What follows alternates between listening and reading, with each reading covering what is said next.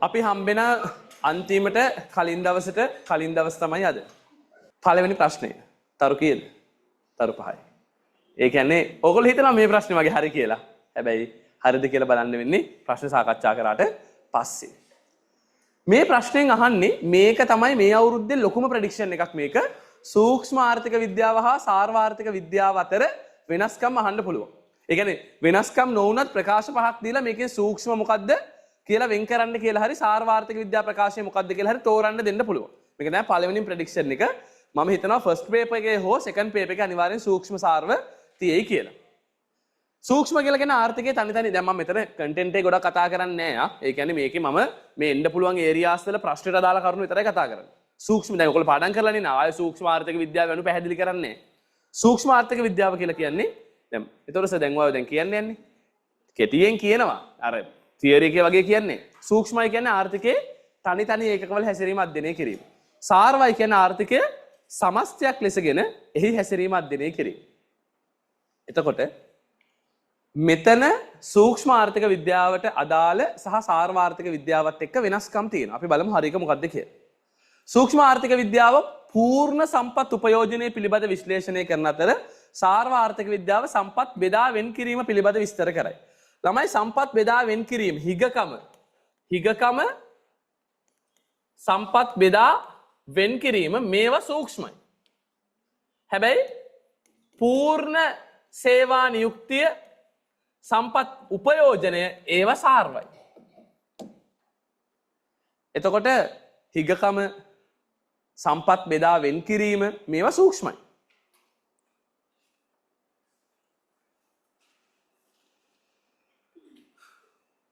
හැබැයි පූර්ණ සේවා නියුක්තිය සම්පත් පූර්ණ සම්පත් උපයෝජනය අන්නේ මාතෘකා සාර්වයි. එහෙනම් පළවෙනි උත්තරේම වැරදි දෙපැත්ත මාරු වෙලා තියෙන පළවෙනි උත්තරේ.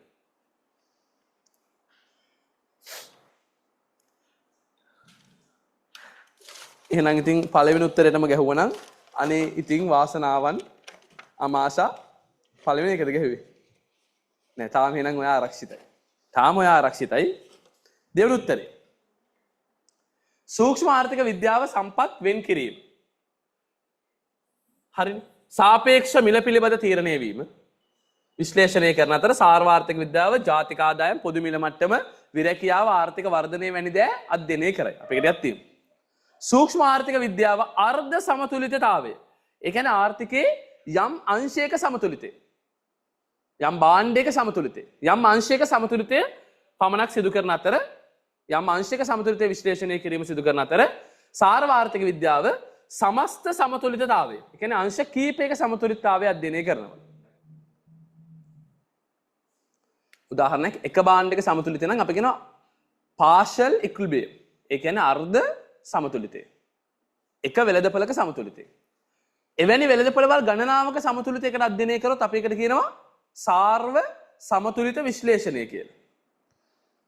හැබැයි මේ දෙකම සූක්ෂමයි. සාර්ව සමතුලිත විශ්ලේෂණයත් සූක්ෂමයි. ඒ කියන්නේ වෙළඳපළවල් දෙකක් තුනක් අධ්‍යයනය කරාට ඒක සාර්ව වෙන්නේ නැහැ. සාර්වයි කියලා කියන්නේ රටේ සමස්ත හැසිරීම අධ්‍යයනය කරන එක. ඒකට භාණ්ඩ වෙළඳපළ හරි වෙළඳපළවල් දෙක තුනක් හරි වෙළඳපළවල් පහ හයක් හරි වෙළඳපළවල් කීපයක එකතුවක් අධ්‍යයනය කරා කියලා ඒක සාර්ව වෙන්නේ නැහැ. ඒ නිසා අර්ධ සමතුලිතතාවය අධ්‍යයනය කරත් සමස්ත සමතුලිතතාවය අධ්‍යයනය කරත් දෙකම සූක්ෂමයි. අර්ධ සමතුලිතයත් සූක්ෂමයි සමස්ත සමතුලිතයත් සූක්ෂමයි. හැබැයි සමතුලිත ජාතික ආදායම සාර්වයි. සමතුලිත ජාතික ආදායම සාර්වයි. අර්ධ සමතුලිතය විශ්ලේෂණය කරත්. ඒ කියන්නේ එක් භාණ්ඩයක එක් වෙළඳපළක සමතුලිතය විශ්ලේෂණය කරත් සූක්ෂමයි. වෙළඳපළවල් කීපයක සමතුලිතය විශ්ලේෂණය කරත් සූක්ෂමයි. සාර්වාර්ථික සමතුලිතය කියලාම කෙලින්ම ගත්තොත් සමාහාර ඉල්ලුම හා සමාහාර සැපයීම පැත්තෙන් එතකොට සාර්වයි. පැහැදිලිද? ගොඩක් වෙලාවට මෙතන පටල ගන්නවා. මෙතන සමස්ත නම් සාර්වයි කියලා පටල ගන්න පුළුවන්. නිවැරදි උත්තරය අංක 2. ඇරබුමම කදුලක් වෙලා නැත්තම් හොඳයි. හරි. එතන අනිත් ඒවා දැන් මෙතන සූක්ෂම ආර්ථික විද්‍යාව යටතේ රාජ්‍ය මූල්‍ය ප්‍රතිපත්තිය පිළිබඳ විශ්ලේෂණය කරන අතර නෑ මූල්‍ය ප්‍රතිපත්තිය වගේ දේවල් විශ්ලේෂණය කරන්නේ සමස්ත ආර්ථිකයට බලපාන ප්‍රතිපත්ති විශ්ලේෂණය කරන්නේ සාර්වාර්ථික විද්‍යාවයි. පාරිභෝගිකයේ උපයෝගීතාව උපරිම කිරීම කතා කරන සූක්ෂම ආර්ථික විද්‍යාවයි. නිෂ්පාදකයාගේ ලාභ උපරිම කිරීම සූක්ෂම ආර්ථික විද්‍යාව. ඒකත් මාරු කරලා තියෙනවා. සූක්ෂමයි සාරවයි කියන දෙකම එකයි කියලා තියෙනවා. ඒක වැරදි. දෙකම එක නෑ. දෙක දෙකක්. හරි. මේක තරු 3යි. ඒ කියන්නේ මේක සාමාන්‍යයෙන් ඔයා සාමාන්‍ය ළමෙක් වුණත් 50-50 chance එකක් තියෙනවා මේක හරියන්න ඕනේ. එහෙම කියන්නේ එහෙම හරි ගියෙත් නෑ කියලා කියන්නේ අවුල්ලා. ආයතනයක් සතුව විදුලි උත්පාදනය සඳහා මිලදීගෙන සවි කරන ලද සූර්ය කෝෂ පද්ධතියක් තිබේ. අන්න සුවිශේෂී භාවිතයක් සඳහා නිපද වූ ප්‍රාග්ධන උපකරණ. ලියන්න. සුවිශේෂී භාවිතයක් සඳහා නිපද වූ ප්‍රාග්ධන උපකරණ. සුවිශේෂී භාවිතයක් සඳහා නිපද වූ ප්‍රාග්ධන උපකරණ. සුවිශේෂී භාවිතයක් සඳහා නිපද වූ ප්‍රාග්ධන උපකරණ. දැන් සූර්ය කෝෂ පද්ධතියකින් කරන්න පුළුවන් එකම දේ ළමයි විදුලි උත්පාදනයනේ. ඒතර ඒක සුවිශේෂී ප්‍රාග්ධන උපකරණයක්. අන්න ඒ වගේ සුවිශේෂී ප්‍රාග්ධන උපකරණ සම්බන්ධයෙන් ආවස්තික පිරිවැය ශුන්‍යයි. ආවස්තික පිරිවැය ශුන්‍ය අගයක් ගනි. හරියට උස්සන්. තේරෙනවනේ? ඒක වැරදි කියලා කියන්නේ අපරාධයක් ආ. මොකද ටීචර්ස් ගයිඩ් එකේ තියෙන එක්සැම්පල් එකත් මේක. සූර්ය කෝෂ පද්ධතියක් තමයි ටීචර්ස් ගයිඩ් එකේ තියෙන ඔයගොල්ලන්ට එක් භාවිතයක් පමණක් ඇති භාණ්ඩ වලට. ඒ කියන්නේ සුවිශේෂී ප්‍රාග්ධන උපකරණ වලට මේක තමයි උදාහරණයකට තියෙන්නේ. ඒ නිසා මේ වගේ එකක් අහන්න ඉඩ කඩ වැඩි. ඕගොල්ලෝ බලන්න පාස් පේපර්ස් වල මේ නිකන් නෙමෙයි මම කියන්නේ. මේ ටච් කරපු නැති ඕගොල්ලන්ගේ ප්‍රොෆෙසර් ටච් කරපු නැති ඒරියාස් තමයි මම මේ කියන්නේ එන්න පුළුවන් කියලා. ඔක සෙකන්ඩ් පේපර් එකේ උනත් එන්න පුළුවන්. ආවස්තික පිරිවැය හා ආවස්තික පිරිවැය ශුන්‍ය විය හැකි අවස්ථා. ඊළඟ තරු 4යි. ඒ කියන්නේ ගොඩාක් අමාරු නෑ. හැබැයි ටිකක් කල්පනාවෙන් කරන්න ඕනේ. රටක නිෂ්පාදන හැකියාව රූප සරහනක් මගින් දැක්වීමේදී නිෂ්පාදන හැකියාව පර්යන්තයේ වැදගත්වේ. පර්යන්තය කියන්නේ මොකද්ද? හැකියාව මායිම. හැකියාව මායිම දකුණට විතන් වෙන්න අදාළ කාරණාව. දකුණට විතන් වෙනවා කියන්නේ හේතු තුනයි. මොකද්ද? සම්පත් සම්භාර ඉහළ යාම, සාධක බලදායතාව ඉහළ යාම, තාක්ෂණයේ දියුණු වීම. එහෙනම් පෝලිං ඇතිවීම අදාළ වෙන්නේ නැහැ. පොහොර නිසිරස ලබා ගන්න හැකියාව අදාළ වෙන්නේ නැහැ. මොකද මේක පොසිටිව් දෙයක්. හැකියාව මායිම දකුණට යනවා කියන්නේ හොඳ දෙයක්. විදුලි පහසුකම් සීමා කරොත් ඒකත් නරක දෙයක්. අපිට ඕනේ හොඳ දෙයක්. මෙහෙම වෙන්නේ හොඳ දෙයක් නිසා. උගතුන් විශාල සංඛ්‍යාවක් රට හැර ගියොත් එතකොට හැකියාව මායිම වමටයි විතන් වෙන්නේ. අන්න ශ්‍රමය ලාභදායී වෙලා ආයෝජන ඉහළ යනවා. ආයෝජන වැඩි වෙනවා කියන්නේ නිෂ්පාදන හැකියාව වැඩි වෙනවා. අංක 5. ආයෝජනයේ වැඩි වෙනවා කියන්නේ නිෂ්පාදන හැකියාව වැඩි වෙනවා. අංක 5. ඔන්ලයින් බබාලගෙත් හරියයි ඉන්නව නැත උස්සන්. හරියට උස්සන්. ෆිසිකල් හරියට උස්සන්. හොඳයි. good. ඊළඟ එකින් එකට විකල්ප ආර්ථික පද්ධති දෙකක් සඳහා තොරතුරු පහත දැක්වේ. එහිදී සැලසුම්ගත ආර්ථික පද්ධතියක අහිතකර ලක්ෂණයක් සහ වෙළඳපොළ ආර්ථික පද්ධතියක හිතකර ලක්ෂණයක්. දැන් සැලසුම්ගත කියවම උතුරු කොරියාව වගේ රජයේ බහුල මැදිහත් වීමක් තියෙන දේපළ අයිති රාජ්‍යාංශයේ සතු ප්‍රමාණවත් සානුබල නැති ආණ්ඩුවේ නියෝග මත ක්‍රියාත්මක වන ආර්ථිකයක්. වෙළඳපොළ ආර්ථිකයක් කියන්නේ ඇමරිකාව වගේ නිදහස් ව්‍යවසායක් තියෙන, තේරීමේ නිදහසක් තියෙන, මිල යාන්ත්‍රණය තියෙන, පෞද්ගලික දේපළ හිමිකම තියෙන, ලාභය මත දේවල් කරන ආර්ථිකයක්. සැලසුම් ආර්ථිකයක සානුබල දුර්වලයි. හරියටම හරි මේක ප්‍රධානම දුර්වලතාවයක්. මොටිවේෂන් එකක් නෑ බාණ්ඩ හදන්න. ඉන්නේ ආණ්ඩුව විතරයි යාලට ඕන විදිහට හදන්න කිසිම අභිප්‍රේරණයක් නෑ. වෙළඳපොළ ආර්ථිකයක ඉහළ කාර්යක්ෂමතාවයක් තියෙනවා හරියටම හරි. තරු 4යි උත්තරය අංක 1. මෙතන සැලසුම්ගත ආර්ථිකයක තත්ත්ව පාලනයේ බිඳ වැටෙන්න තියෙන අවස්ථා අඩුයි. මොකද පාලනයකින් මේක වෙන්නේ මොකද සැලැස්මක් තියෙනවා. ඕගොල්ලෝ දන්නා සැලැස්මක් තියෙන හැම තැනකම පාලනය කරන්න පුළුවන්. ඕගොල්ලෝ BS වලත් ඉගෙන ගන්නවා. සැලසුම්ගත ආර්ථික ආදායම් ව්‍යාප්ති ක්ෂමතාව අඩුයි කියන එක පිළිගන්න පුළුවන්. මෙතන ආදායම් ව්‍යාප්ති ක්ෂමතාව නොතිබීම කියන එක වැරදි. වෙළඳපොළ ආර්ථිකයක විෂමතාව වැඩි. මෙතන වරණයේ සීමා වී තිබීම, තේරීම අඩුයි කියන එක හරි. වරණයේ සීමා වී තිබීම සැලසුම් ආර්ථිකයක ඉහළ බාහිරතා පැවතීම. කට වඩා හොඳයි අංක 1. රාජ්‍ය දේපළ අයිතිය, පෞද්ගලික දේපළ අයිතිය.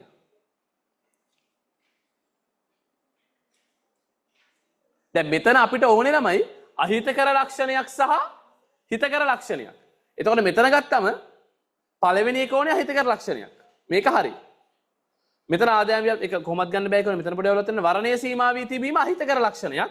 ඉහළ බාහිරතාවක් පැවතීම හිතකර නැහැ. මේක හරි. දැන් සැලසුම් ආර්ථිකයක වරණයේ සීමා වෙලා කියන්නේ තේරීම සීමා වෙලා. ඒක හරි අහිතකරයි. ඉහළ බාහිරතා පැවතීම වෙළඳපොළ ආර්ථිකය තියෙනවා. බාහිරතා දකින්න තියෙනවනේ. හැබැයි ප්‍රශ්නයක අපිට ඕනේ වෙළඳපොළ ආර්ථික මොන ලක්ෂණයක්ද? හිතකර මේක අහිතකරයි.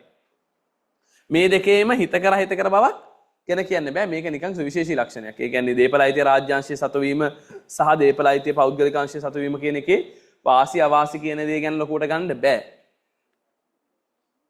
ඒ අනුව අංක එක තමයි වඩාම අහිතකර සහ හිතකර ලක්ෂණ දෙක පැහැදිලිව පේන්නේ.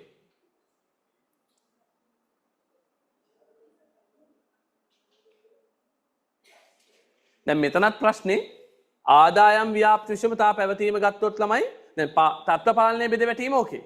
හැබැයි ආදායම් ව්‍යාප්ති විෂමතා ගත්තොත් ආදායම් ව්‍යාප්ති විෂමතා වෙළඳපොළ ආර්ථික තියෙනවා තමයි.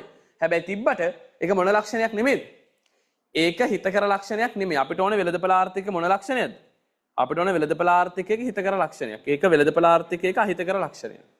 යනුව අංක එක තමයි නිවැරදි. හරියද උස්සන්? හොඳයි. තරු 3යි ලේසි ප්‍රශ්නයක්. ඔන්න ඔතනින් පළවෙනි පාඩම අවසන් වෙනවා. දැන් ගිය අවුරුද්දේ ලෙවල් පේපර් එක ගත්තම ළමයි මේ හැකියා මායිම් වලින් මුකුත්ම නැහැ සෙකන්ඩ් පේපරේ. ඒ නිසා මේ අවුරුද්දේ හැකියා මායිම් වැඩිපුර එන්න පුළුවන්. ඉල්ලුම් වක්‍රයක් ඇදීමේදී ස්ථාවරයයි නොසලකන සාධකය. මේක හරිම ජනප්‍රිය ප්‍රශ්නයක්. මට හිතෙනවා මේ අවුරුද්ද අහන්න තියෙන ඉඩකඩ ගොඩක් වැඩි. හරි ජනප්‍රිය ප්‍රශ්නයක් මේක. වක්‍රයක් අදින වෙලාවේ ස්ථාවර නැත්තේ කවුද? තනින් තැනට වෙනස් වෙන සලකා බලන භාණ්ඩයේ මිල. ස්ථාවරව තියෙන්නේ අනිකුත් සාධක. අනිකුත් සාධක ස්ථාවරයි සලකා බලන භාණ්ඩයේ මිල තමයි තනින් තැනට වෙනස් වෙන්නේ. නිසා ඉල්ලුම් වක්‍රයක් ඇදීමේදී සලකා බලන භාණ්ඩයේ මිල වෙනස් වෙනවා අන්සාධක ස්ථාවරයි. හරි. එහෙනම් ස්ථාවර නැති සාධකය සලකා බලන භාණ්ඩයේ මිල ඒක තනින් තැනට වෙනස් වෙනවා. ප්‍රශ්න අංක 6. මේක තරු 5යි. අමාරු ප්‍රශ්නයක්. බලන්න මේක තරු 5යි අමාරු ප්‍රශ්නයක්. කිසියම් භාණ්ඩයක් සඳහා සැපයුම් වක්‍රය විතැන් වූ ආකාරයේ පහත රුප සරහණින් පෙන්වා ඇත. මෙතන තිබ්බ සැපයුම් වක්‍රය මෙතනට ගිහින් තියෙනවා. සාමාන්‍යයෙන් ළමයි මෙහෙම දෙයක් සිද්ධ වෙන්නේ ඊටාම කලාතුරකින්. පූර්ණ අනම්‍ය සැපයුමක් මෙහෙම විතැන්වීම වෙන්නේ ඊටාම කලාතුරකින්. පූර්ණ අනම්‍ය සැපයුමක් තියෙන භාණ්ඩයක් සම්බන්ධයෙන් බද්දක් ගැහුවයි කියලාවත් සහනාධාරයක් දුන්නා කියලාවත් කවදාවත් වක්‍රය මෙහෙම විතැන් වෙන්නේ නැහැ. ඒක ඔයගොල්ලෝ ඉගෙන ගන්න ඕනේ මතකද?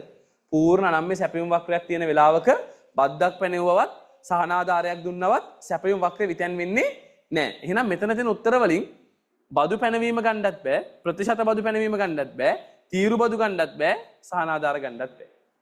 එහෙනම් මොකද්ද වෙලා තියෙන්නේ? කෘෂිකාර්මික භාණ්ඩය අස්වැන්න විශාල ලෙස අඩු වෙලා. අන්න ඒක වෙන්න පුළුවන්. මේක කෘෂිකාර්මික භාණ්ඩයක් අස්වැන්න අඩු වෙලා අස්වැන්න අඩු වුණාම ඔන්න ගිය මාසේ සැපයුම් ප්‍රමාණය ස්ථීරව තිබ්බ ප්‍රමාණය දැන් අඩු වෙන්න පුළුවන්. අන්න ඒ වගේ එකකට යනවා මිසක් අස්වැන්න විශාල ලෙස අඩුවීමක් වගේ එකක් දක්වනවා මිසක් කිසිම බද්ධකින්වත් සහනාධාරකින්වත් සැපයුම් වක්‍රයක් වමට විතැන් වෙන්නේ නැත. දකුණට විතැන් වන්නේද නැත.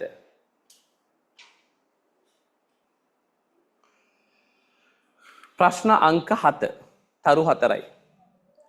අපෙන් අහනවා නිෂ්පාදනයේ විචල්්‍ය පිරිවැය සහ නිෂ්පාදන අතිරික්තය එකතු කළ විට අගේ. දැන් දෙකම පුළුවන් වෙන්න ඕනේ. විචල්්‍ය පිරිවැය අතිරික්තය එකතු කරන්න ඕනේ. නිෂ්පාදන අතිරික්තයනේ අහන්නේ. ඒකත් කරන්න ඕනේ සමතුලිතයේදී. එතකොට වැඩ ගොඩක් තියෙන ප්‍රශ්නයක් මේක. පළවෙනියම බලමු.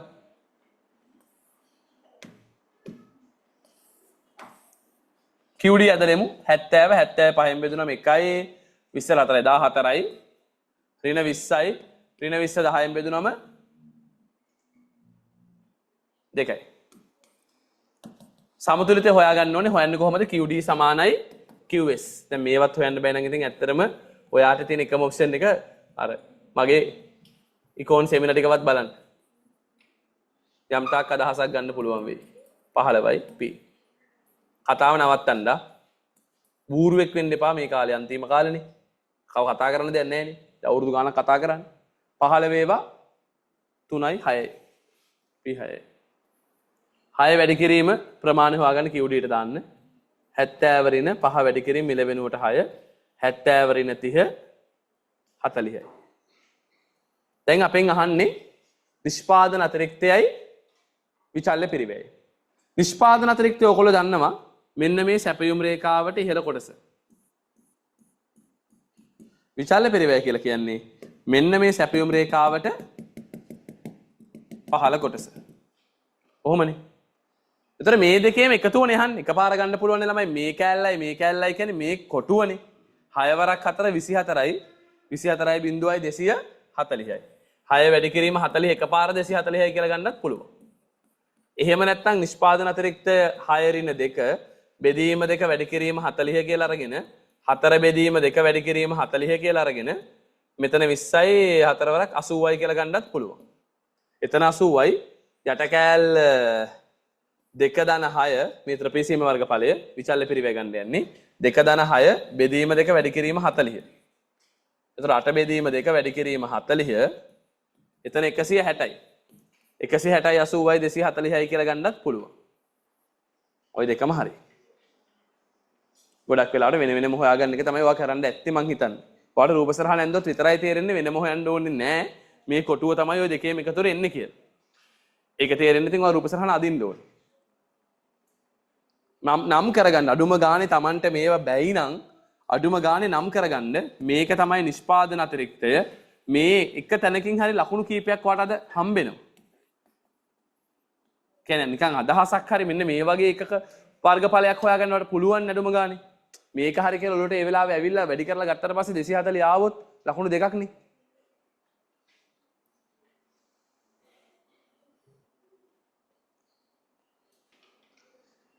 උත්තරේ අංක 2.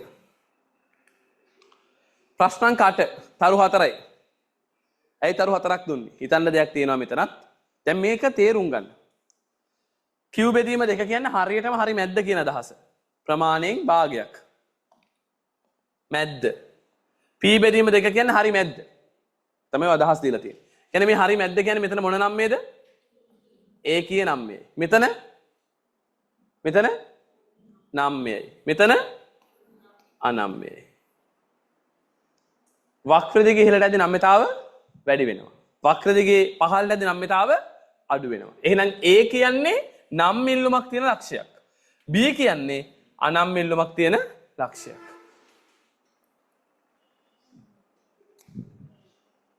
ඒතර ඔය පොඩි ලොජික් එකක් තියෙන පොඩි තර්කයක්. ඒ තර්කයට ගලපගත්ත ගමන් උත්තරේ එනවා. ඒක මොකක්ද කියලා තේරෙන්න ඕනේ. B කියන්නේ නම්මේ, A කියන්නේ නම්මේ. තරු 4යි ආයමත් සමතුලිත මිල නොවෙනස්ව තිබියදී අනම්ම්‍ය ඉල්ලුමක සිට නම්ම්‍ය ඉල්ලුමක් දක්වා ඉල්ලුම් ස්වභාවය වෙනස් වූයේ නම් ඊට අදාළ නිවැරදි ප්‍රතිවිපාකය කුමක්ද? මේ බලන්න. දැන් මෙතන කියනවා සමතුලිත මිල නොවෙනස්ව තිබියදී අනම්ම්‍ය ඉල්ලුමක සිට නම්ම්‍ය ඉල්ලුමක් දක්වා ඉල්ලුමේ ස්වභාවය වෙනස් වුණා. අපි බලමු. සාමාන්‍ය සැපයුම් වක්‍රයක් ඇන්දා. කලින් ඉල්ලුම් වක්‍රය. නම් එකක් ඉදලා අනම් එකක් ඉදලා නම්. ඔන්න අනම්ම්‍ය ඉල්ලුම් වක්‍රයක්. ඔමිතන් අනම්ම්‍ය ඉල්ලුම් වක්‍රයක්. හරිද? ඊට පස්සේ මේ ඉල්ලුම් වක්‍රයට අනුව මේ තියෙන්නේ නිෂ්පාදන අතිරික්තය, මේ තියෙන්නේ පාරිභෝගික අතිරික්තය. හරිද? මේක අනම්මයයිනේ. මේක නම්ම්‍ය තත්ත්වයටපත් වෙනවා. නම්ම්‍ය තත්ත්වයටපත් වෙනවා කියන්නේ මෙහෙම වෙනවා කියන එකනේ. දැන් නම්ම්‍ය. කලින් අනම්ම්‍ය. දැන් මට කියන්න මේ අවස්ථා දෙකේදීම පහළ කොටස එකමයි නේද? ඒ කියන්නේ නිෂ්පාදන අතිරික්ත එහෙමමයිනේ. හැබැයි මේ තියෙන්නේ පෙර පාරි. හැබැයි මේ තියෙන්නේ නව පාරි. දැක්කද? ඔය නව පාරි. මම මෙහෙම දාන්නම්. ඔයාලට තේරුම් ගන්න ලේසි වෙන්න.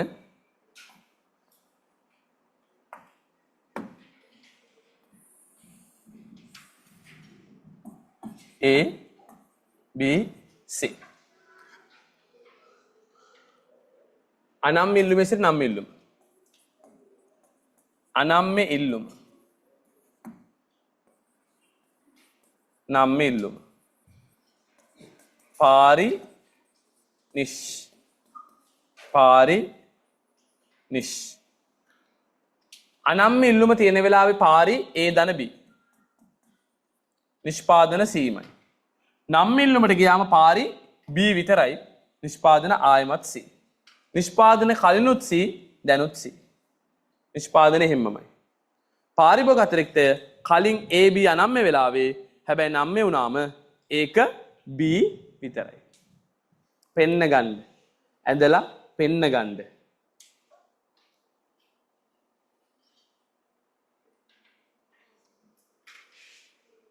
ඕනම දෙයක් නම්ම වෙන තරමට අතිරික්ත මොනවා වෙනවද? අඩු වෙනවා. ඒකත් ලියා ගන්න. නම්ම වෙන තරමට අතිරික්ත අඩු වෙනවා.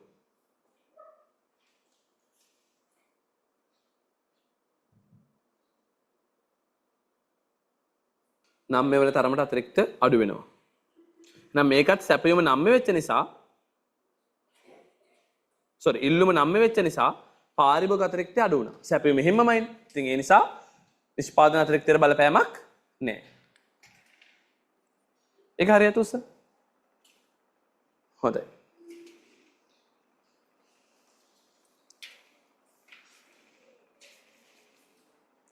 දැන් ඔය ඔච්චර තර්කයක් Tamanට තේරෙන්නේ නැත්නම් at least ලියන්න ඉල්ලුම නම්මේ වුණා. ඒ නිසා පාරි අතිරික්තය අඩු වුණා. නම්මේ වෙද්දී අතිරික්ත අඩු වෙනවා. සැපයුම එහෙම්මමයි. ඒ නිසා නිෂ්පාදන අතිරික්තය නොවෙනස්.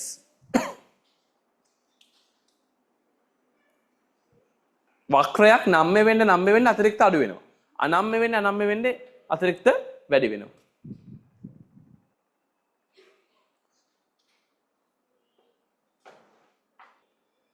තරු 4යි. ටිකක් ආයෙ හිතන්න ඕන ප්‍රශ්නයක්. බඩිරිකු සඳහා ස්ථාවර සැපයුමක් තිබේ. පසුගිය වර්ෂයේදී ටොන් එකක් රුපියල් දැන් ස්ථාවර සැපයුමක් තිබ්බයි කියපු ගමන්ම ඔයාට මෙන්න මෙහෙම රූප සරහනක් අදින්න පුළුවන්. සැපයුම වක්‍රය ස්ථාවරයි. පසුගිය වර්ෂයේ ටොන් එකක් රුපියල් 25000 බැගින් බඩිරිකු ටොන් මිලියන 50 ප්‍රමාණය 50යි අලෙවි කළ අතර මෙම වර්ෂයේදී බඩිරිකු ටොන් 50ක් අලෙවි කරලා තියෙන්නේ 30000 ගානේ.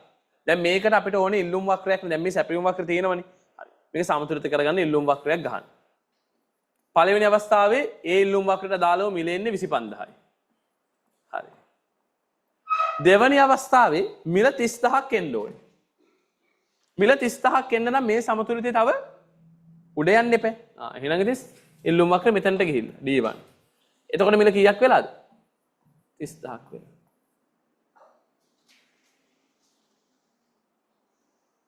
එහෙනම් මිල වැඩි වෙලා තියෙන්නේ ඉල්ලුම වැඩි වෙච්ච නිසා. ඉල්ලුම වැඩි වී ඇත. ඉල්ලුම වැඩි වෙලා.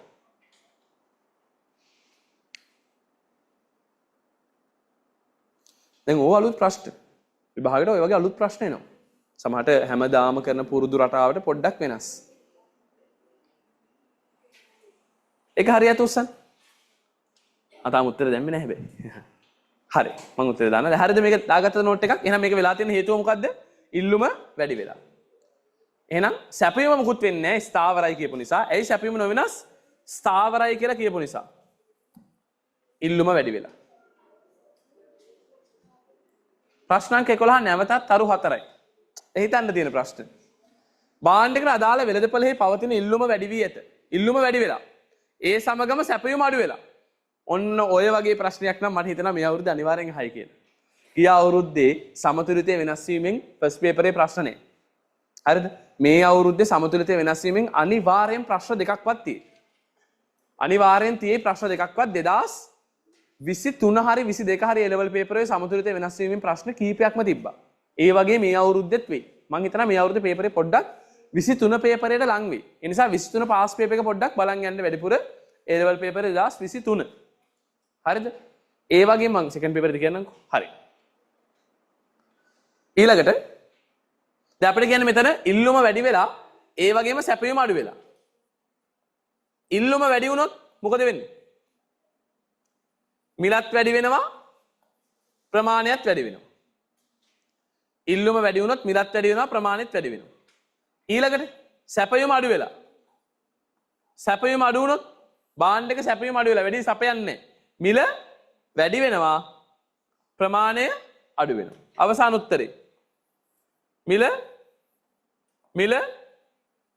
අවස්ථා දෙකේදී මිල වැඩි වෙලා ප්‍රමාණය මෙතන වැඩි වෙලා මෙතන අඩු වෙලා කියන්න බෑ. අවිනිශ්චිතයි. නොවෙනස් නෙමෙයි අවිනිශ්චිතයි. ප්‍රමාණය පිළිබඳ කිසිවක් ප්‍රකාශ කරන්න බෑ. ඒක වැඩි වෙන්නත් පුළුවන්, අඩු වෙන්නත් පුළුවන්, නොවෙනස්ව තියෙන්නත් පුළුවන්. සමතුලිත මිල වැඩි වෙලා සමතුලිත ප්‍රමාණය වැඩිවීමට අඩුවීමට හෝ නොවෙනස්ව තිබිය හැකිය. නොවෙනස් කියලා විතරක් කියන්න බෑ. නොවෙනස් කියලා කියනනම් ඉල්ලුම හා සැපයීම දෙක වෙනස් වුණේ සමානුපාතිකව කියලා දෙන්න ඕනේ. එහෙම දිලා නෑනේ. එතකොට නොවෙනස් කියලා කියන්න බෑ. නොවෙනස් කියලා කියන්න බෑ.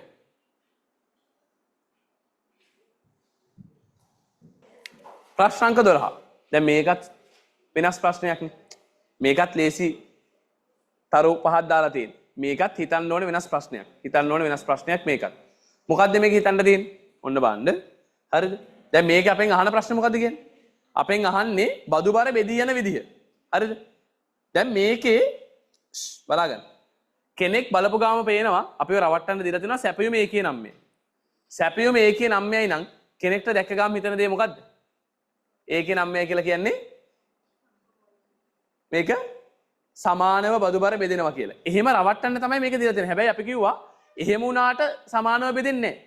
දැන් සමානව බෙදෙනවා කියලා ගහපු කට්ටියට ආයිබෝවන් මේක එකක් විතරක් ඒකේ නම් වෙලාවක් නැහැ. සමානව බෙදෙන්න නම් දෙකම ඒකේ නම් වෙනවා. මෙතන දෙකම ඒකේ නම් වෙලා නැහැනේ. එකයි ඒකේ නම් වෙලා තියෙන්නේ. එහෙනම් එතන අපිට බෑ. අපි ඊළඟ එක්කෙනා බලන්න ඕනේ. දැන් ඉල්ලුම දිහා බලපුවම කෙනෙක්ට හිතනවා මේක නම්මේද නම්මේද ඒකියද මුකුත් කියන්න බෑ. ඒකිය නෙමෙයි. ඒකිය න ඍජුගුණාශ්‍රාකාර බහුවලයක් නේ. දැන් සෙට් කරගන්න තියෙන්නේ නම්මේද නම්මේද කියලා. ඔන්න බලන්න තමයි ලස්සනම කතාව. මේක ඉල්ලුම් වක්‍රය. මේ ඉල්ලුම් වක්‍රයේ මධ්‍ය ලක්ෂය හොයාගන්න ඕනේ. මේ ඩොට් වලින් පෙන්නනවා එක සමාන ක්‍රමාංකන. දැම්මොත් 10 20 30 40 50 60 කියලා මධ්‍ය ලක්ෂය 30. මේක තමයි මධ්‍ය ලක්ෂය. මධ්‍ය ලක්ෂය. තේරෙනවද? ඉල්ලුම් වක්‍රයේ මධ්‍ය ලක්ෂය අර ඩොට් එකේ ගියාම. ඒතර ඒක තමයි මධ්‍ය ලක්ෂය. අපින් ඊට උඩ මධ්‍ය ලක්ෂයේ උඩ කොටස නම්මේද නම්මේද? ඉල්ලුම් වක්‍රයේ මධ්‍ය ලක්ෂයේ උඩ කොටස මෙතන එහෙනම් මෙතන නම්මේ අවස්ථාවක්. එහෙනම් මෙතන ඉල්ලුම නම්මයයි. ඉල්ලුම නම් පාරිභෝගිකයා. නම්මේ නම් අඩු බදු බරක් දරයි. මට පේපර් එකක් දෙන්න. පාරිභෝගිකයා අඩු බදු බරක් දරයි.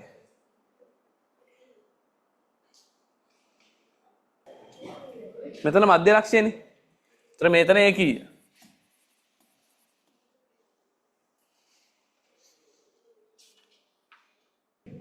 එතකොට ඔතන වැඩක් නැහැ සැපයුම් කරුවගේ පැත්ත. ඉල්ලුම් කරුවා 9යි නම් පාරිභෝගිකයා අඩු බදු බරක් දරනවා. එහෙනම් නිෂ්පාදකයා වැඩි බදු බරක් දරනවා. පාරිභෝගිකයා 150ට වඩා අඩුයි. අඩු බදු බරක් දරන්නේ ව්‍යාපාරිකයා 150ට වඩා වැඩි. ඒක හරියට උස්සන්න. හොඳයි. ඒක අවංකවම Taman දැනුවත් කමින් ගැහුවත් ඒ කටයුතු උස්සන්න. හොඳයි. අත බලද? ඉක්මනට දාගන්න එක ලස්සන නෝට් එකක්. Tamanට ඒ තර්කේ හිතුණා.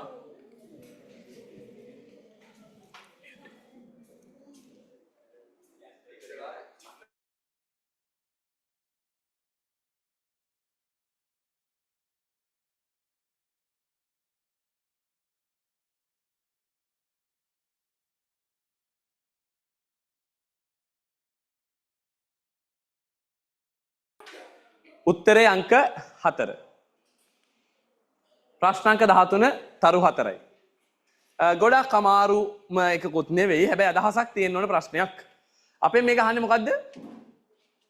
සහනාධාරය හේතුවෙන් පාරේ අතිරික්තයට මොකද වෙන්නේ කියලා. දැන් සහනාධාරය පනවන්න කලින් මේ සහනාධාරයට පෙර සැපයුම් වක්‍රය. මේ සහනාධාරයෙන් පසු සැපයුම් වක්‍රය. පෙර පාරිමේ. පෙර පාරි. සහනාධාරය දුන්නට පස්සේ මෙන්න සමතුලිතය පහළට ඇවිල්ලා. නව පාරි. නව පාරි. නව පාරි. නව පාරි. එහෙනම් පෙර පාරි වලට නව පාරි වල වැඩි උනේ B C සහ E. B C සහ E. ඒක ඉතින් හරිනේ. නෑ B C සහ අපෙන් අහන්නේ සහනාධාර ඇති කිරීමට පෙර සැපීම හා සහනාධාරයෙන් පස්සේ සැපීම ඉදිරිපත් වේ. සහනාධාරයෙන් පස්සේ අතිරික්ත මොනවා වෙන්න ඕනේද? වැඩි වෙන්න ඕනේ. BCE ප්‍රමාණයෙන් අතිරික්තය වැඩි වේ. කඩවලේ අඩේ අප්පා. එහෙම හදලා දෙන්න අප්පා. එහෙම තමයි. පෙනි තියෙදි සමහර දේවල් නැති වෙලා යනවා. ගොන්කම කියන්නේ ඕකනේ. තේරෙනවද? තමන් පිළිගන්නවද? එහෙනම් එච්චරයි. පිළිගන්නවා. BCE ප්‍රමාණයෙන් පාරිභෝගික අතිරික්තය ඉහළ යනවා. හරි. කල්පනාවෙන් බලාගෙන ඉන්න. හිත එක තැනකයි ගත වෙන තැනකයි තියාගන්න එපා අන්තිම කාලේ. තරු 4යි. ආයමත් තරු 4යි. වෙළඳපොලේ බිත්තර මිල රුපියල් 40ක් වෙන අවස්ථාවකදී රජයේ මැදිහත් වීමෙන් 30ක් ලෙස පාලන මිලක් නියම කළ බව සිතමු. ඒ සාර්ථක කර ගැනීම සඳහා යොදාගත හැකි වඩාත් සාර්ථක විසඳුම. දැන් 40 තියෙන එකක් 30 කරලා. මේ බලන්න. සමතුලිත මිල 40යි. 30 කරලා. ඒ කියන්නේ මොන මිලක් පනවලාද? උපරිම මිලක්. උපරිම මිල යටතේ මෙන්න සපයන ප්‍රමාණය 100යි. මෙන්න ඉල්ලන ප්‍රමාණය 250යි. මදි 150ක්. උපරිම මිලක දෙන ප්‍රශ්නේ තමයි බාණ්ඩ මදි වෙනවා. බාණ්ඩ හිගයක් එනවා. මදි කීයක්ද? 150ක්. ඉතින් මදි ටික මොනවා කරමුද? ආනයනය කරමු. මදි ටික ආනයනය කරමු. පෙන්න ගන්න ටික. උපරිම මිලට සපයන ප්‍රමාණය 100යි, ඉල්ලන ප්‍රමාණය 250යි, මදි 150ක්. මදි 150 මොනවා කරමුද? ආනයනය කරමු.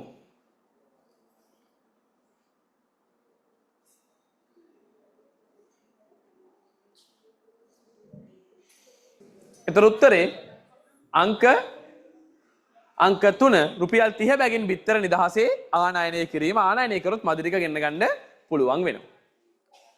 ප්‍රශ්න අංක 15 නැවතත් අරු 4යි. හීනවන ඵලදා නීතිය ක්‍රියාත්මක කරන විට පහත සඳහන් සදොස් කියන්නේ වැරදි ප්‍රකාශය. හීනවන ඵලදා නීතිය තියෙනවා කියන්නේ අපි දන්නවා ආන්තික ඵලදාව. හීනවන ඵලදා නීතිය කියන්නේ මොකද්ද? නිෂ්පාදන ආයතනයක් තම ස්ථාවර දොම් සමග මිශ්‍ර කරන විචල්්‍ය දොම් ප්‍රමාණය දිගින් දිගටම වැඩි කිරීමේදී එක්තරා අවස්ථාවකට පසු ආන්තික ඵලදාව පහළ බසින තත්වයක්. දැන් අපි මෙතන සාමාන්‍ය ඵලදාව ගලපන්නේ නෑ වැඩි. අපි ගන්නේ මොකද්ද? ආන්තික ඵලදාව තමයි වැඩිපුර සලකන්නේ. හරි. ආන්තික ඵලදාව අඩු වෙන තත්වය. එහෙනම් ආන්තික ඵලදාව අඩු වෙනවා. ආන්තික ඵලදාව අඩු වෙනවා කියලා කියන්නේ ප්‍රධාන වශයෙන් වෙන දෙයක් බලමු. ආන්තික පිරිවැය වැඩි වෙනවා. ඒ වගේම හීනවන ඵලදා නීතියට අනුව හීනවන ඵලදා නීතිය ක්‍රියාත්මක වෙද්දී ආන්තික ඵලදාව අඩු වෙනවා නම් ඒ වෙලාවේ මුළු ඵලදාව අඩුවන වේගයෙන් වැඩි වේ. ඔය තුන අනිවාර්යයෙන්ම වෙනවා. ඔය තුන අනිවාර්යයෙන්ම වෙනවා. ආන්තික ඵලදාව අඩු වෙනවා, ආන්තික පිරිවැය වැඩි වෙනවා, මුළු ඵලදාව අඩුවන වේගයෙන් වැඩි වෙනවා.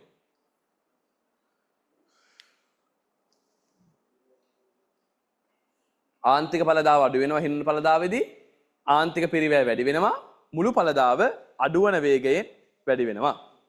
දැන් ඒ තුනම මෙතන තියෙනවා. එහෙනම් ඒ තුන වැරදිනේ. ඊළඟට මෙතනින් පස්සේ එන්න පුළුවන් උත්තරයක් 100%ක්ම හරි නෑ. නමුත් අපිට තව කියන්න පුළුවන් ආන්තික ඵලදාව වගේම සාමාන්‍ය ඵලදාවත් අඩු වෙනවා. හැබැයි මේක 100%ක්ම හරිද? නෑ. ආන්තික ඵලදාව අඩු වෙන එක තමයි 100%ක්ම හරි. හැබැයි අපිට ඕන නම් දෙවැනි අවස්ථාවක් විදිහට සාමාන්‍ය ඵලදාව අඩු වීම වගේ කාරණාවක් ගැන හිතන්නත් පුළුවන්. සාමාන්‍ය ඵලදාව අඩු වෙනවා. සාමාන්‍ය ඵලදාවේ ප්‍රතිවිරුද්ධ එක්කන සාමාන්‍ය විචල්්‍ය පරිවැය එයා වැඩි වෙනවා. එහෙනම් සාමාන්‍ය ඵලදාව අඩු වේ කියන උත්තරෙත් හරි. සාමාන්‍ය විචල්්‍ය පරිවැය අඩු වෙන්නේ සාමාන්‍ය විචල්්‍ය පරිවැය වැඩි වෙනවා.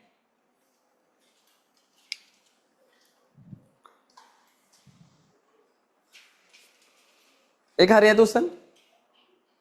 හොඳයි.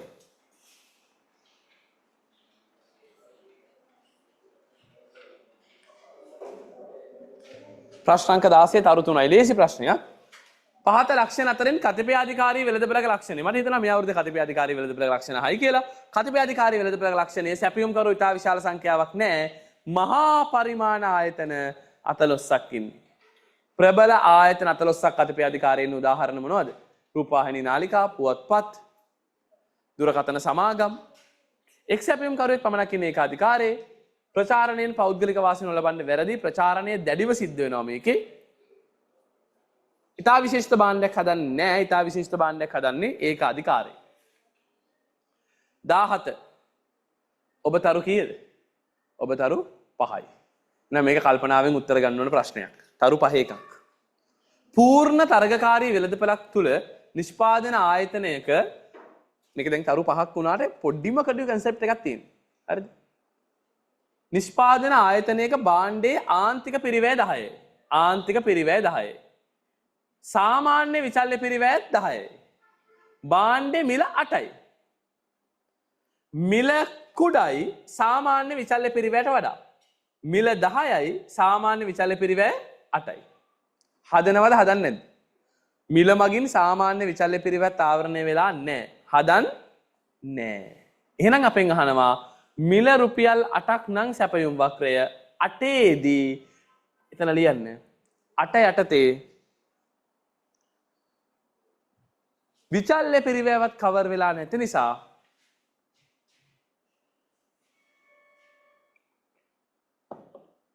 එක භාණ්ඩයක්වත් හදන්නේ නැහැ. නිමයම ශුන්‍යයි.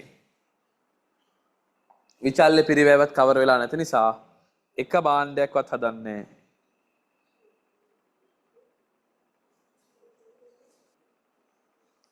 නිමයම ශුන්‍යයි. නිමයම ශුන්‍යයේදී එකක්වත් හදන්නේ නැහැ. නිමයම බිඳුවයි මොන රේඛාවක්ද? සිරස් රේඛාවක්.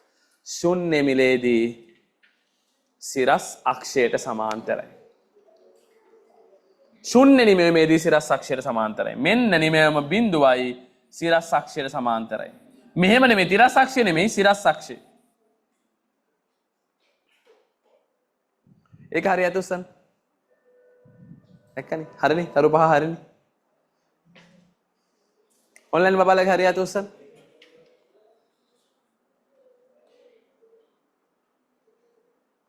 very good. very good. හොඳයි යා. හරි. ඊළඟ ප්‍රශ්නාංක 18. තරු 4යි. කෙටි කාලයේදී නිෂ්පාදිතයක් සැලකිල්ලට ගත් විට ආන්තික පිරිවැය 200ක් වුවද ආන්තික පිරිවැය 200ක්ද මිල 200ක්ද වන විට පවතින නිමැවුම් මට්ටම ඒකක 500ක් විය. විචල්්‍ය පිරිවැය 80000ක්ද ඒකකයක සාමාන්‍ය ස්ථාවර පිරිවැය 40ක්ද විය. අනිකුත් කරුණු නොවෙනස්ව තිබේ නම් වඩා නිවැරදි ප්‍රකාශය කුමක්ද? දැන් බලමු අපි ඉස්සෙල්ලාම මේකේ මිල 200යි. උතර මුළු අය භාරය බලමුකෝ. මම නිකන් හිතනවා මම බලන්නේ මුළු අය භාරය එකක් 200 ගානේ කෑලි 500ක්. නිමෙව මට්ටම් 500යිනේ. උතර උත්තරය කීයද? 10.4යි.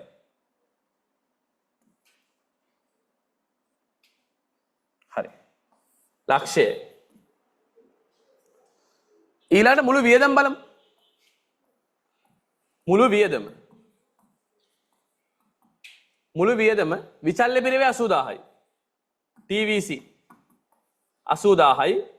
අපිට ඕන ඊළඟට ස්ථාවර පිරිවැය TFC මුළු ස්ථාවර පිරිවැය එකකට 40යි කෑලි 50ක් තියෙනවා 500ක් තියෙනවා 40 වැඩි කිරීම 500 4 5 20000යි. අඩප්පා මුළු පිරිවැය ලක්ෂයයි. මුළු ආදායමයි මුළු පිරිවැයයි සමාන. එහෙනම් මොන ලාභද? ප්‍රාමාණික ලාභ.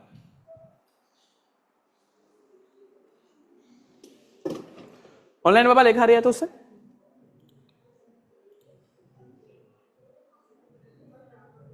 නයිස්. ආදිත්‍ය නියමයි.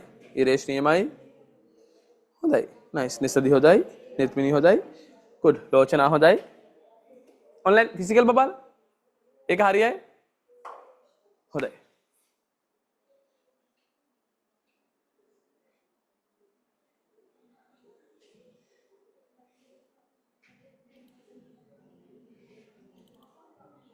ප්‍රාමාණික ලාභයක් ලබන අතර නිෂ්පාදනයේ තවදුරටත් යෙදීම සුදුසුයි.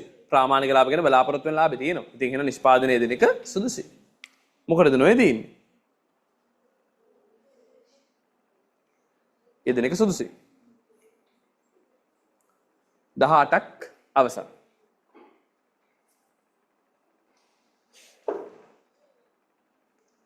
19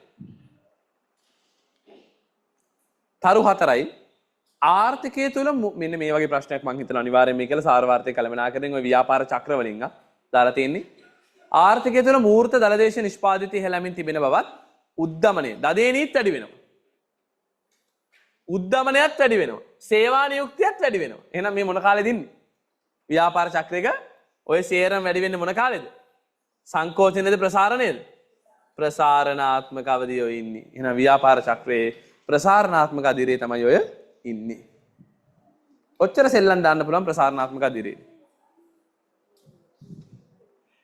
20 දල ජාතික ආදායම් අගය කුටුම්බ ආදායම් අගය යන සංකල්ප දෙකක් ඇති අතර ලෙස සංකල්ප දෙකක් ඇති අතර එමාගයන් අතර වෙනසට බලපාන හේතු ගණනාවක්ම තිබේ.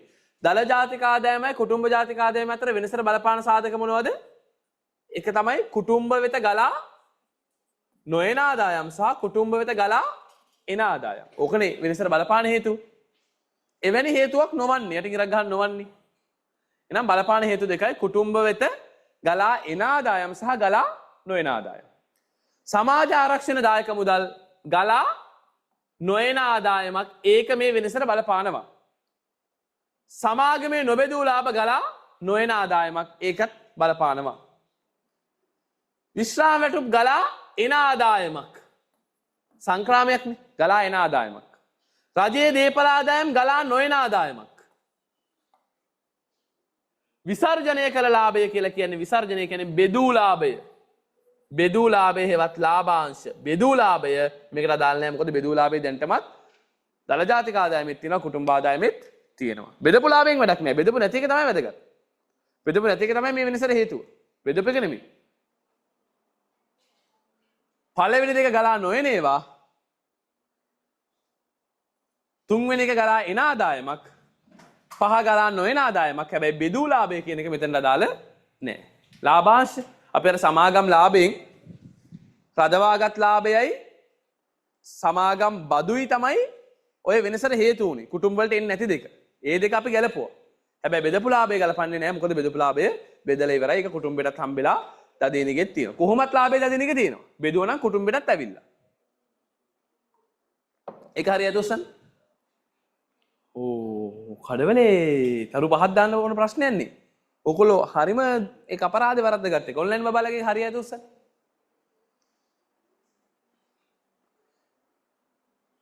ආදිත්‍ය හොදයි, සයිනි හොදයි, නිසදි හොදයි, නිත්මිනි හොදයි.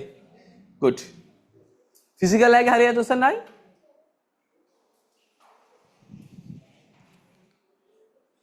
ඊළඟ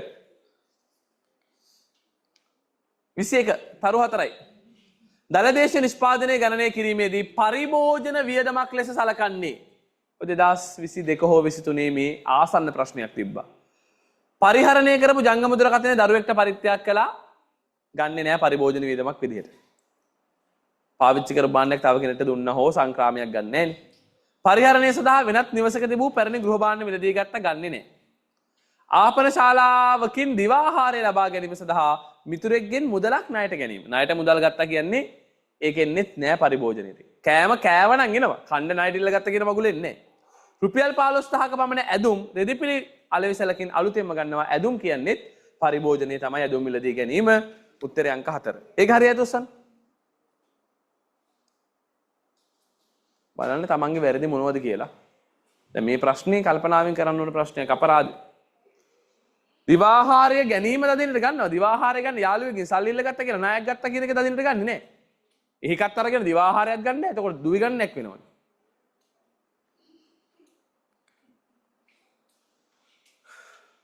විසි2 මේකත් මම ගොඩක් හිතන පැත්තක් ඔය රාජ්‍ය වියදම් ළමයි පටලගෙන ඉන්නේ. රජයේ දරන වියදම් අතරින් දලදේශ නිෂ්පාදනයට ඇතුළත් නොවන වියදම් අයිතමද බොහෝමයක් තිබේ. පහත් සඳහන් රජයේ වියදම් අතරින් දලදේශ නිෂ්පාදනයට ඇතුළත් වන්නේ රජයේ වියදම් වලින් දදිනට ගන්න පොලි ගෙවීම් සංක්‍රාමයක්සේ බැහැර කරයි. සාම්ප්‍රදායිකව සංක්‍රාමයක්සේ බැහැර කරයි. කුටුම්බ වෙත විශ්‍රාම වැටුප් ගෙවීම කුටුම්බ වෙත විශ්‍රාම වැටුප් ගෙවීම ගන්නවද? සංක්‍රාමයක් ගන්නේ නෑ. සමෘද්ධි ගන්නේ නෑ. ශිෂ්‍යාධාර ගන්නේ නෑ. රාජ්‍ය සේවක වැටුප් කියන්නේ රාජ්‍ය පරිභෝජනීය ජී. රාජ්‍ය පරිභෝජනීය ජී. හරි අතුස්සන්. හොඳයි.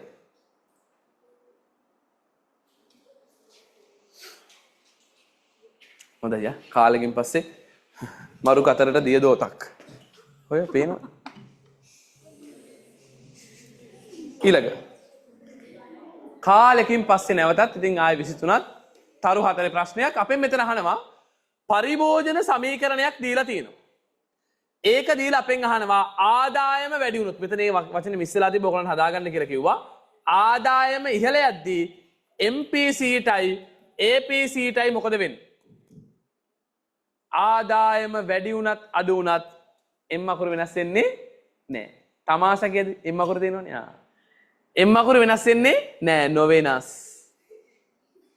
දැක්කද? APC සාමාන්‍යයෙන් පරිභෝජනය ආදායම වැඩි වෙද්දී ප්‍රතිශතයක් විතර පරිභෝජනය අඩු වෙනවා ක්‍රමයෙන් පහත වැටේ. අංක 1. ප්‍රතිශතයක් විතර පරිභෝජනය කරන එක ක්‍රමයෙන් පහළ වැටෙනවා ආදායම වැඩි වෙද්දී සාමාන්‍ය පරිභෝජනය පහළ වැටෙනවා ආන්තික පරිභෝජනය නොවෙනස්.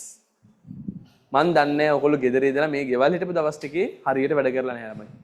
නැත්තම් ඕව මර දෙන්න විදිහක් නැහැ. ඕව ගොඩක් අවස්ථාවල කතා කරලා තියෙන APC MPC ගැන. අනේ මන් අන්තිම දවස් ටිකේ ගෙදර මොනවද කරයිද කියලා දෙවියෝ තමයි දන්නේ.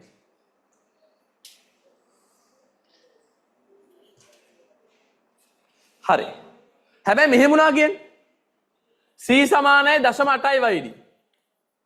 ඉස්සරහ ඉලක්කමක් නැහැ. එහෙම වුණොත් ආදායම වැඩි වුණාම MPCත් නොවෙනස් APCත් නොවෙනස්. මොකද දෙකම සමානයි. ඉස්සරහ ඉලක්කමක් නොතිබ්බොත් MPC APCට සමානයි. C සමානයි කියලා 0.8යි වයිඩි විතරක් තිබ්බොත් MPC APCට සමාන වෙනවා. ඉස්සරහ ඉලක්කමක් නැහැනේ. ඒතර ආදායම වැඩි වුණත් අඩු වුණත් නොවෙනස්. ඒ වගේක් දෙන්නත් පුළුවන්. ස්වාධීන පරිභෝජනයක් නැතුව ගාන දෙන්නත් පුළුවන්. හරි. හරිද?